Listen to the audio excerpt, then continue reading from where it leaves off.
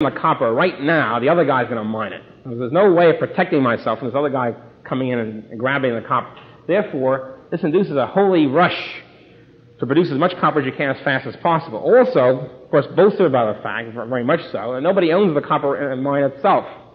If I come in there and start mining as much copper as I can, 24 hours a day, etc., all the equipment I can possibly muster, I don't lose the capital value as this guy does, because there ain't no capital value. Nobody owns the capital value. And since nobody can own the capital value, then the sky's the limit. This system induces a maximization of current production and a forgetting about future production, because there's nobody around to reap the benefits of the future production. Now, if the government owns it, it usually works out to the same thing. The government leases it to some copper miner. Again, the government owns the resource, the copper mine owner doesn't, and so the copper mine owner will be induced to mine as fast as possible, get as much copper out of the ground as he can. Also, in addition to that, if nobody owns the capital resource, the mine itself, there's no incentive to somehow re-deplete it if you can, and replete it to improve the technology on a long-term basis in some way. Because, again, nobody can reap the benefit of this. If you do that, then the other guy will come in and grab the copper. Nobody owns the capital value. The government owners, we'll get back to government ownership a little later, but the point is, of course, government controls the copper mine and owns it in a sort of philosophical sense, but it doesn't own the capital value. The government regulates it, or rules it, or governs it, but the government official, the head of the Department of Interior, can't sell the copper mine, sell 1/5 share, but there ain't no shares. So there's really no ownership. And so there's nobody there who has the economic incentive to govern the thing on a kind of long-range basis. It's always said that, it's typical in economic literature, political science literature, that the government should control natural resources or regulate them or even own them, because private individuals are short-sighted. They've got time preference for us, which means that they prefer present to future at some sort of rate. The private people out there undervalue the future, whereas we, the government officials, are far-sighted. They look for 200 years ahead. They sit there on Mount Olympus and plan for generations and centuries, because they've got the long-range view. They're not limited by capitalist greed. Of course, the point is really just the reverse. The private individuals may not be philosophically interested in 200 years from now, 3 generations later, but they're induced to be by the capital value, the fact that the capital value discounts expected future return. So they have to preserve some sort of copper mine there, some sort of natural resource. It's economically beneficial for them to do so. They lose money if they don't. On the other hand, the government, since government doesn't own the resources, even if it regulates it, the government has no long-range interest whatsoever. They don't have to preserve anything. As a matter of fact, government officials, as we all know, have only one interest, which is babying everything along to the next election. Their time horizon is about 6 months. In other words, if it's now March, the election is November, that's about their time horizon. They don't care if the world collapses in December as long as they get reelected in November. So far from the government being far-sighted, looking for the social future, the custodian of humanity and future generations, it's just the opposite. The government's the last person to go to because they're really just interested in the next election. So let's get the specifics now, the various areas private capitalism is supposed to have ravaged and plundered and so forth and so on. There's the forest. Okay, I already said my piece about the forest in general, about if you expect 300 million square miles or whatever the acreage of the American continent is, you can't expect that to be preserved. One other thing, though, I think, when it gets to either the forest or anything else, the environmentalists, the conservationists who want to preserve the forest untainted and all that stuff, they want to preserve this, that, and the other thing, what they should do, of course, is go out in the market and buy it. If they do that, nobody would have any gripe. I certainly wouldn't have any gripe. If they want to preserve the forest primeval, they should buy it. If they want to preserve the whatever, go out and buy it. If they want to buy the tundra, then go ahead and buy it. Now, of course, if they do that, that means they'll have to spend a lot of their own money. They won't be able to be intellectuals sitting around in the clubs in New York or Washington telling everybody else and telling the taxpayers to pick up the tab for their aesthetics. And we have a question here of competing aesthetics. I really don't care about the tundra. But those who do care about the tundra should buy it and then preserve it forevermore. As a matter of fact, as Professor Dolan makes the point, of a cute point on this whole question, the Sierra Club is always griping about the government selling them out, and the government allowing the tundra to be used or forest to be chopped down or whatever. And he says sort of ingenuously, well, since the government's always been betraying them, why don't they do it themselves? Why don't they go out and buy all this stuff? And then they could certainly trust themselves to preserve it forevermore. So why don't they do that? Of course, the preserving this stuff will lie where it should lie on those who want to do the preserving, and those who are really hopped up about the tundra and the caribou. They should go out and buy it. However, if the conservationists use the government, that means the rest of us have to pick up the tab. This is like using the taxpayers' money to build a $300 billion monument to something or other. If you want to If the people want to kick in the monument, they should go ahead and do it on their own hook. Let's get to the specific areas. The forests again. The problem with the forests, aside from the fact, the inevitable fact of the forest means hundreds of millions of square miles of forest are not going to make it on the market, and with good reason. Aside from that fact, the problem with the forest, especially in the West, is the federal government owns most of the land west of the Great Plains. They still own it. The federal government has never really allowed private ownership of the forest in the United States. There is some, of course, but looking at it sort of on a large scale, we have placed all sorts of restrictions on being able to own forests, homestead forests, and own them, etc. We have, in other words, government ownership of most of the forests. As a result, if you want to cut down lumber, what you have to do usually is to lease parts of the forest from the government on an annual basis. Now, when that happens, this sets up the same mechanism I've been talking about. In other words, the government doesn't own anything anyway. They've got no interest in preserving anything. The private forest leasers, or renters, they're not interested in preserving the forest either. They want to chop down as much as they can, because if they don't chop it down in 2 years or 3 years, whenever their lease runs up, somebody else will come in and chop down.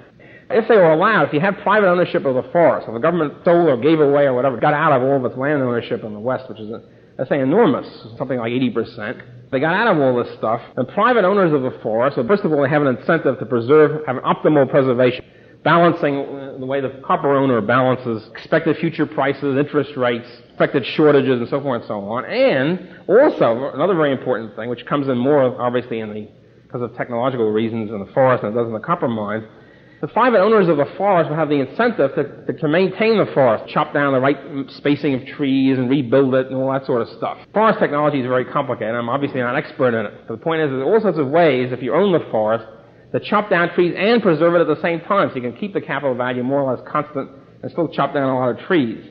And in Western Europe, for example, most forests are privately owned. In Western Europe, nobody bellyaches about ravaging of forests. There are no complaints about total destruction of the forest, because since you have largely private ownership of the forest in Europe, they are maintained in this way. There's stuff to conserve them and replant the trees and all that sort of stuff. In addition to keeping forests off the market, trees off the market, the government has kept shale oil off the market, has prevented any leases from taking place in shale oil and various other, and coal mining. There's a lot of possible strip mining of coal that could be taking place in the western states, but again, the land is almost all owned by the federal government. They haven't allowed any leasing they just haven't leased anything. They just haven't used the land. Now, this is an interesting point about the federal government, because before that, from approximately 1861, when the Homestead Act came in, but unfortunately it wasn't applied to large-scale ranches, the tragedy was that the Homestead Act came in just at the point where it became obsolete, in the sense of the homesteading was 160 acres, which was allowed to the settler in his own fee simple. If he could clear the land, etc., and use it. He was granted the land by the government, which officially, of course, owned it. But shortly after that, the settlement crossed the Mississippi and they got into the western Great Prairies. And at that point, where the climate is much drier, the 160 acres doesn't mean a darn thing, but you really have to have much larger acreage to raise cattle, for example. 160 acres doesn't give you a thing. And the homestead law was never changed to accommodate this. It kept on with the original sort of wet agriculture of the eastern and middle western states instead of the further west. So as a result, we never really got the homesteading applied very much west of, say, Iowa. As a result of that, then finally, by 1900 or so, the government finally clamps down. It just reserves all the land that it has now and prevents anybody from homesteading it. So we have this conservation movement since about 1900, which has closed off all this land in the West. The government just holds on to it, doesn't do anything with it, or leases it out in some way, but doesn't really use it properly. Why did conservation come in a big way with Teddy Roosevelt? The usual story is that it came in because of left-wing intellectuals sitting in New York and bellyaching about the trees. Well, there's no question about the fact that was a important factor. It's usually true, by the way, that the people actually living out west, living with the trees, don't bellyache about it. They don't really care much about the trees. It's New York intellectuals who never see a tree will constantly want to preserve it out there, 3,000 miles away. New York intellectuals and Washington intellectuals did, yes, indeed, spark the conservation movement. However, they didn't really finance it. Financing of the conservation movement came from very interesting sources. They came from two sources: the railroads, Western railroads, and the Western real estate owners, Western landowners. Because if you're a railroad which had a land grant of a huge amount of land, which was granted to the railroads to sell as they saw fit to settlers, you're sitting on this land, And also you have private real estate owners or private landowners also sitting on land. You can induce the federal government in some way to keep all of its land, which is right near you, off the market completely forever and ever, in the name of conservation and forevermore. If you can do that, then the value of your land goes way up, because if anybody wants to settle on land in the West, they have to settle on your land. So what you have is a beautiful example of an unholy alliance between liberal intellectuals or liberal conservationist kooks and sinister forces who knew exactly what they were doing, didn't really care about the Western caribou or whatever. They were keeping all the government's land off the market. It's preventing homesteading so as to raise the value of their real estate. And so the Western railroads financed the National Conservation Association in their paper, their magazine in Washington. Cute story. It's probably still going on if anybody bothered investigating this. If you're looking at waste and you're looking at ravaging, etc., it seems to me the real waste of a resource is not to use it. I mean, after all, what's a resource around for except to use? If your conservationists get their way, in one way or the other, keeps all this land or keeps the copper or whatever off the market forever and doesn't allow it to be used, that's the real waste, because then you're just compulsorily, coercively deleting all these resources for possible use for mankind, for production and consumption. So the real waste is not using it too fast. The real waste is not using it at all, which is a conservationist holy dream. There's another argument which should be mentioned at this point, a philosophic argument. We should cut down our own production, our own consumption, in order to benefit future generations. Tighten our belts so as to preserve the copper and the land and the forest for the future. There are several problems with this. One big problem is that, if you use this argument, the future generations will eventually become present. In other words, 30 years from now, our children will emerge, and they'll be told the same crappy argument. They'll also be told you have to preserve a future generation. Which means, of course, the resource will never be used, because the future will stretch on infinitely.